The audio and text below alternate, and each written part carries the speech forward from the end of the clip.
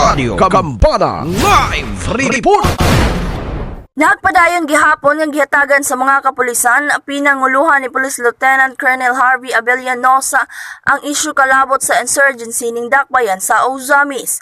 Subay ni Police Lieutenant Colonel Harvey Abellanosa nga ang mga pagabuhaton nga lakang sa kapulisan nakabase sa mga mando sa Provincial Director.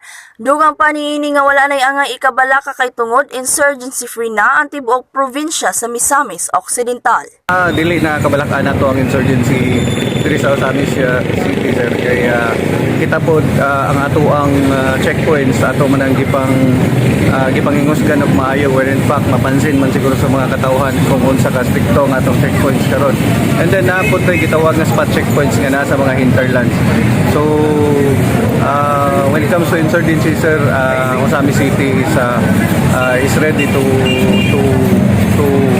deploy or support the mobile forces in our. Sa laing bahin, mapasirbuhon nga gipadayag ni Police Lieutenant Colonel Abellanosa nga sa miaging simana walay natala nga mga major crimes ning dakbayan sa Ozamis.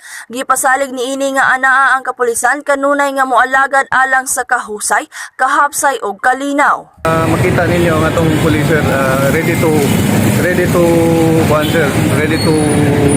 act, ready to investigate in case nga naay mga pangitabo ng mga krimen sa Ozamis. Alang sa DX, Didi Radyo Kampana ang radyo sa simbahan, ako sa WD25, Mayan Lumongo, Danag sa Dakbayan.